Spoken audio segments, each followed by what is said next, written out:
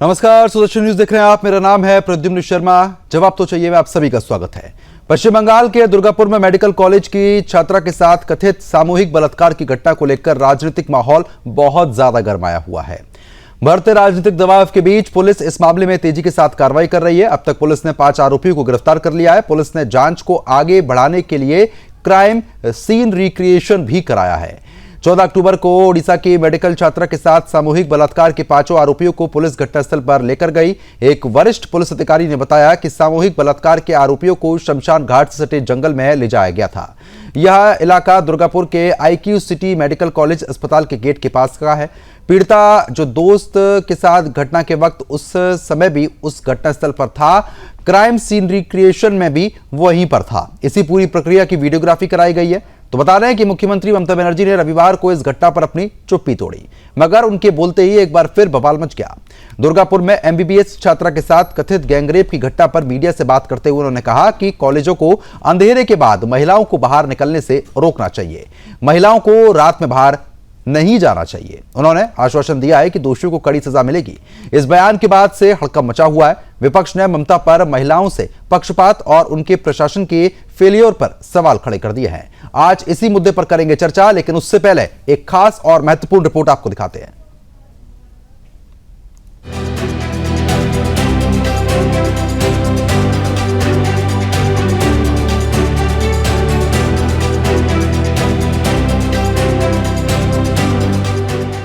दुर्गापुर के IQ city medical college अस्पताल में 3 दिन पहले जो हुआ उसने पूरे देश को हिला दिया है।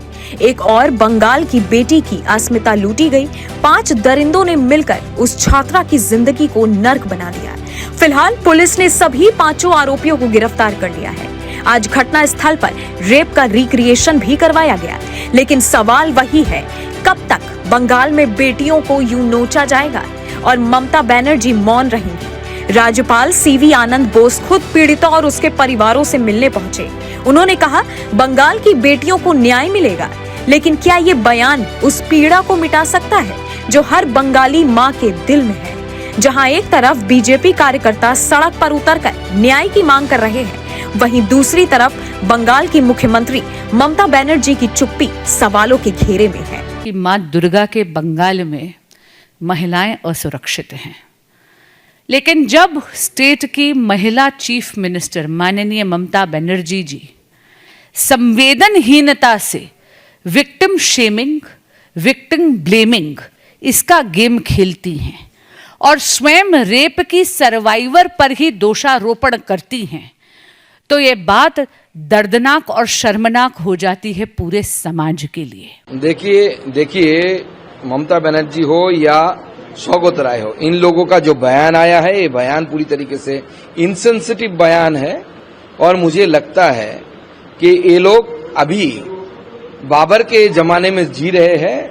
टाइम मशीन तो अगर नहीं है, अगर होता टाइम मशीन तो मैं बोलते इन दोनों को टाइम मशीन में बैठा के बाबर आजम के जमाने में भेज देना चाहिए, उस समय के रहे तो अच्छा है। देखिए, ये हमारे लिए बहुत शर्मिंदगी की बात है कि हमारे महिला मुख्यमंत्री इस तरह का बात बोलते हैं। पहले तो वो झूठ बोलते हैं क्योंकि वो पैथोलॉजिकल लायर है, हर बात में झूठ बोलते हैं। उनको मालूम नहीं है कि 8 बजे ये विक्टिम निकले थे खाना लाने के लिए, ऐसा नहीं है, उनको सब मालूम है। लेकिन 8 बजे का टाइम वो झूठ बोलकर वो बोल रहे कि 12 बजे निकला है। और 12 बजे भी अगर एक लड़की निकलता है तो उसको धर्षण करने का अधिकार किसको दिया है? उनका माननीय मुख्यमंत्री महोदय का जो स्टेटमेंट है वो पूर्ण रूप से निंदनीय है। उनका ये कहना कि बहन बेटी रातों बाहर क्यों गई, ये निंदनीय है। उनको सुरक्षा करने के बजाय वो बहन बेटियों को ब्लेम कर रही है या उनके आने जाने के अधिकार पर प्रतिबंध लगा रही है। सरकार खुद ही रेपिस्ट है, रेपिस्ट का प्रोटेक्टर है ममता बनर्जी का सरकार। जो नासिरुद्दीन अरेस्ट हुआ है वो दुर्गापुर म्युनिसिपल कॉर्पोरेशन का कैजुअल एम्प्लॉय भी है और तृणमूल का युवा नेता है। TMC खुद ने रेप का साथ जुड़ा हुआ है, वो कैसे प्रोटेक्शन करेगा? क्या आपको याद है RG कर मेडिकल कॉलेज का वो कांड, जहां एक डॉक्टर बेटी को न सिर्फ नोचा गया बल्कि उसकी आत्मा तक को कुचल दिया गया था।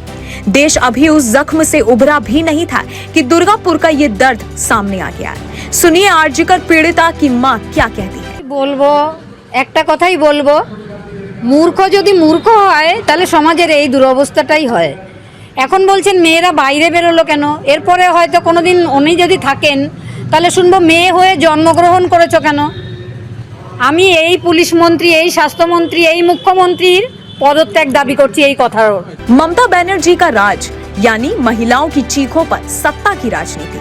जब देश की जनता न्याय मांग रही थी तब जानते हैं ममता दीदी क्या कर रही थी। उन्होंने पीड़िता पर ही सवाल खड़े कर दिए थे। कहा था लड़कियां रात में बाहर क्यों घूमती हैं। सुनिए जरा ममता दीदी का वही अमानवीय बयान। Especially the girl child at night time,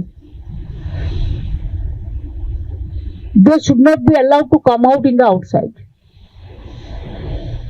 They have to protect themselves also. There is a forest area. वाह रे ममता दीदी, जब दरिंदे बेटियों को नोचते हैं तो आपकी जुबान बंद रहती है, पर जब बंगाल की जनता सच्चाई बोलती है तो आप उसे धमकाती हैं, राज्य जला दूंगी। सवाल साफ है कि कहाँ है आपका वो मातृत्व, वो करुणा जो एक महिला मुख्यमंत्री से उम्मीद की जाती है। क्या आप बंगाल की बेटियों के आंसू आपको नहीं दिखाई देते? क्यों इन दरिंदों के लिए आपने फांसी की मांग नहीं की? बंगाल आज जल रहा है। एक और ममता बनर्जी की चुप्पी, दूसरी ओर बेटियों की चीखें। ये सिर्फ दुर्गापुर की कहानी नहीं, ये हर उस बेटी की पुकार है जो ममता राज में असुरक्षित है, अपमानित है। और आज बंगाल की हर बेटी पूछ रही है, क्या मेरा अपराध सिर्फ इतना था कि मैं इस ममता राज में जन्मी? इसलिए ममता दीदी आज आपको जवाब देना ही होगा। Bureau report, Sudarshan news.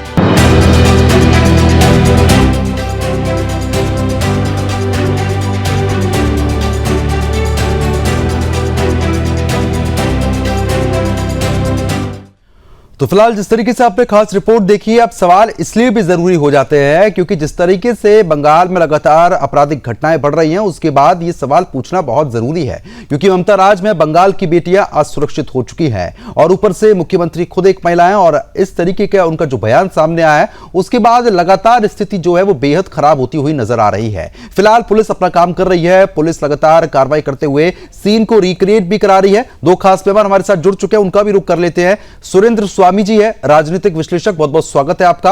और न्यूज रूम से हमारे आउटपुट हेड कुंदन श्रीवास्तव जी भी लगातार बने हुए हैं। सुरेंद्र जी, सबसे पहले आप ही के पास आऊंगा। जिस तरीके से अब बंगाल में बेटियां असुरक्षित है, ऊपर से मुख्यमंत्री का इस तरीके का बयान साफ तौर पर सामने आना कि अंधेरा हो चुका है, रात हो चुकी है, लड़कियां घर से बाहर ना आ जाएं, किस तरीके से आप देख रहे हैं? प्रद्युम्न जी, क्या है कि जब शासक ही इस तरह की बात करने लगे तो ऐसे लोगों को बढ़ावा मिलता है, उनके हौसले बढ़ते हैं। पहले भी बहुत बंगाल में इस तरह की घटनाएं चुनाव के बाद आई थी कि उनका रेप किया, मर्डर किया, पेड़ों से टांग दिया, तब भी कोई एक्शन नहीं हुआ। तो क्या है, शय मिलती। जब शय मिलती है तो जितने भी जो अपराधी हैं उनके हौसले बुलंद होने लगते हैं और उन्हें डर नहीं लगता। भाई सैया भाई कोतवाल तो डर काहे का, तो यहाँ दीदी भाई कोतवाल तो डर काहे का। आपको ध्यान होगा ऐसे ही मुलायम सिंह ने भी एक स्टेटमेंट, बिल्कुल भाई लड़के हैं, गलतियां हो जाती। तो जब जो मुख्यमंत्री हैं जिनको शासक आज की हम तारीख में मानते हैं, तो जब वो इस तरह का बयान देते हैं तो सब लोगों को ये लगने लगता है। फिर उसके बाद क्या हो रहा है, आजकल आप कोर्ट के डिसीजंस देख लीजिए। मतलब शर्म आती है मुझे आपके चैनल पे बोलते हुए, जिस तरह जजेस कमेंट कर रहे हैं कि भाई इतना किया तो ये किया तो वो किया, तो वो नाड़ा खोलना या स्तन दबाना ये सब कोई रेप की उसमें नहीं आता है, कोशिश करना रेप नहीं है, घसीट के ले जाना नहीं है। तो ये एक मानसिकता ऐसी बनती जा रही है समाज में कि जो कहना चाहिए कि मतलब लोगों को कोई कंसर्न नहीं है और लोग सिर्फ इस बात को ढूंढने में लगे हुए हैं, टेक्निकली लगे हुए हैं जजेस कि उसका क्या क्राइटेरिया होगा। और इस तरह से ही मुख्यमंत्रियों के इस तरह से असंवेदनशील जो है इस तरह से वो लोग बयान देते हैं, तो उससे अपराध को बढ़ावा मिलता है और जो पुलिस शासन है, पुलिस तंत्र है, उसको भी एक मैसेज मिलता है कि भाई आप कार्रवाई इधर नहीं उधर कीजिए। जो विक्टिम है उसी की गलती है, वो क्यों घर से निकली, क्यों हॉस्टल से निकली, उसको जाना नहीं चाहिए, रात में जाना नहीं चाहिए। वो कहती हैं कि प्राइवेट हॉस्टल्स के लिए नियम बनने चाहिए कि एक समय के बाद कोई निकलेगा नहीं। तो फिर तो तालिबानी शासन आ गया। आप तालिबानी शासन ही लगा दीजिए यहाँ पे कि महिलाएं कुछ करेंगी ही नहीं, आप भी छोड़िए, दूसरों को भी कहिए घरों में बंद होके बैठ जाइए। ठीक है। तो ये एक देखिए अपराध की प्रवृत्ति होती है, लेकिन अंकुश अगर उस पर नहीं होता है तो वो जो अपराध की प्रवृत्ति है वो बढ़ने लगती है, और जब वो प्रवृत्ति बढ़ने लगती है तो धीरे धीरे मानसिकता समाज में इस तरह की बढ़ने लगती है। अब इस तरह के जजमेंट कोई भी अगर जजेस के सुनेगा तो उस लड़के के मन में जो अपराधी प्रवृत्ति उसको क्या लगेगा? आपराधिक प्रवृत्ति स्वाभाविक है कि वो बढ़ेगी। बिल्कुल ठीक है, मैं आपके पास आता हूँ, कुछ भी कर सकता हूँ। ठीक है कुंदन जी, क्योंकि देखिए जिस तरीके से अब थाने में जब कोतवाल हमारे होते हैं तो कहीं ना कहीं भय खत्म हो जाता है। अब बंगाल में ममता दीदी कोतवाल की भूमिका निभा रही हैं क्या अपराधियों के लिए? देखिए बिल्कुल सही है कि बंगाल में ममता कोतवाल की भूमिका संभाल रही है अपराधियों के लिए। और मैं आपको एक बात बताना चाहूँगा कि देखिए जिस तरह से बंगाल को पुनर्जागरण का राज्य कहा जाता है जी, यह इतिहास रहा है, लेकिन जिस तरह से बंगाल की अब स्थिति हो गई है यह कहना कोई अनुचित नहीं होगा कि बंगाल सबसे असुरक्षित राज्य हो गया है। आए दिन आप देखिए घटनाएं होती हैं, बलात्कार की ऐसी घटना होती है, वहाँ पीड़ित के पिता ये कहते हैं कि यहाँ औरंगजेब का शासन है। आप सोचिए कितनी बड़ी बात है, कितने लोग असुरक्षित हैं। एक पीड़िता का बाप ये कह रहा है कि यहाँ औरंगजेब का शासन है। ममता दीदी कहती है कि लड़कियों को 8 बजे रात के बाद नहीं निकलना चाहिए। तो भैया बंद कर दो बंगाल को, बंद कर दो सारे कॉलेज, बंद कर दो सारे हॉस्टल, सिर्फ लड़कों का एडमिशन करो, लड़कियों का एडमिशन मत करो। फिर अगर आप औरंगजेब की तरह शासन करना चाहती हैं तो खुल के बोलिए कि हम औरंगजेब की तरह शासन करना चाहते हैं। फिर काहे का ढोंग? आप सुरक्षा की बात करती हैं, आप बलात्कार का सीन रिक्रिएट करती हैं जाके वहां पे। आरोपी पकड़ा गया, आरोपी की पत्नी कह रही है कि हमारा पति तो गया ही नहीं था। सवाल यह है कि जब इतना घिनौना अपराध हो रहा है, सब कुछ साबित है, तो फिर सजा देने में इतनी देरी क्यों?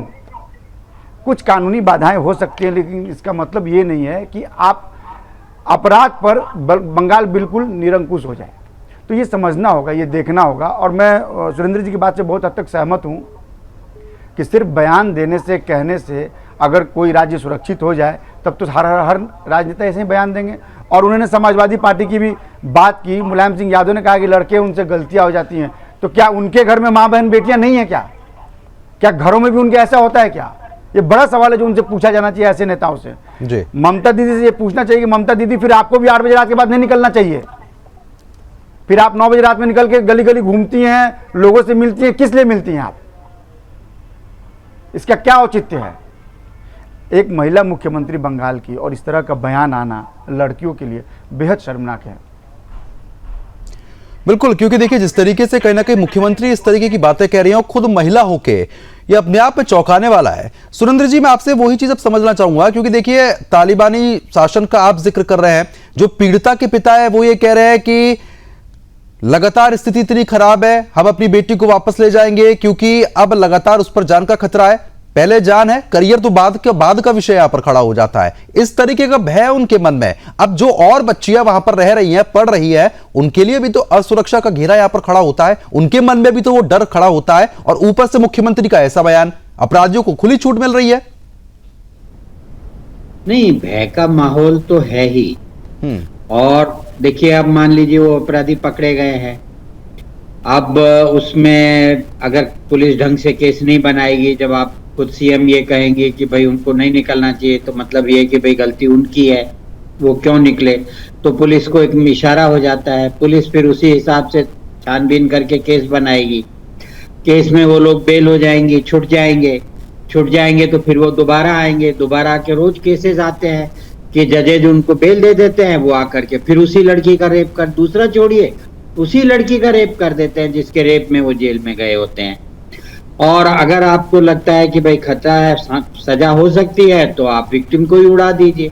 जब विक्टिम ही नहीं रहेगा तो फिर बयानबाजी और ये सब कहाँ से होगा? तो ये तो उनके पिताजी का जो भावना है, क्योंकि वो तो उड़ीसा से है लड़की, उड़ीसा की लड़की है, यहाँ करके पढ़ रही है, तो निश्चित रूप से उनको तो और भी ज्यादा चिंता होगी, क्योंकि वो तो सब रोज खबरें सुनते हैं और सभी माध्यम से सबको मालूम है कि वायलेंस कितना है इस समय। और सबसे बड़ी बात यह है कि इस समय है चुनाव का माहौल बनने वाला है। वहां पर अभी इलेक्शन कमीशन गए हैं, उन्होंने वहां पे SIR के लिए कहा है, उससे वो ममता जी भले ही बहुत परेशान हैं। अब उसके बाद अगर उनका तो वोट बैंक तो मुस्लिम ही है ना, जो खुद कहते हैं कि हम यहाँ 33% हैं, तो वही लड़के अगर वो उनकी पार्टी के हैं, उन्हीं लड़कों को अगर वो पकड़ेंगे रोक तो एक मुश्किल हो जाएगा ना, क्योंकि उनका इस समय जो है स्थिति का दारोमदार जो है सारा उसी एक वोट बैंक पर है। तो अगर उसी वोट बैंक पे है तो वो उन लोगों को कैसे करेंगे। और दूसरा ये है कि ये जो लोग हैं इनकी बड़ी क्रूरता है।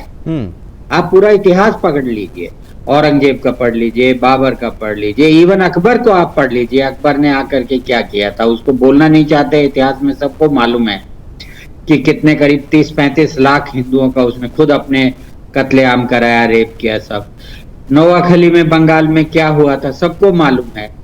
तो वहां भी एक दूसरे गांधी जी थे जो कह रहे थे कि नहीं नहीं आप सब बर्दाश्त कर लीजिए। तो क्या है कि इस तरह से जब समाज में आप इस तरह का एक वातावरण बनाने लगते हैं तभी लोगों के हौसले बनते हैं।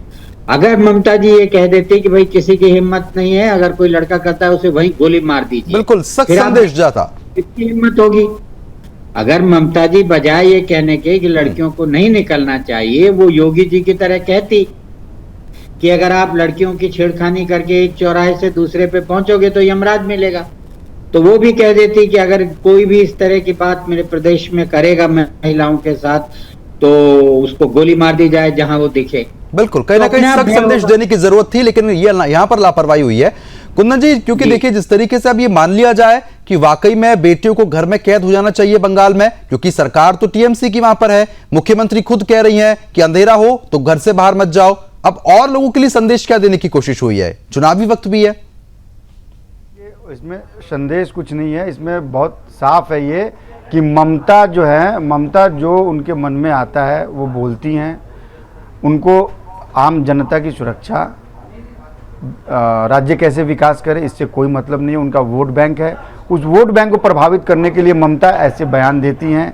और आप ममता की बात नहीं है, आप इस गठबंधन, जिस गठबंधन में ममता बनर्जी थी, अगर आप उस पूरे गठबंधन की मेंटालिटी को देखें, मानसिकता को देखें, तो सबकी मानसिकता कहीं ना कहीं एक दूसरे से मिलती है, तभी ये गठबंधन भी बनता है, इनकी विचारधारा भी मिलती है और फिर उसी के हिसाब से बयान देते हैं।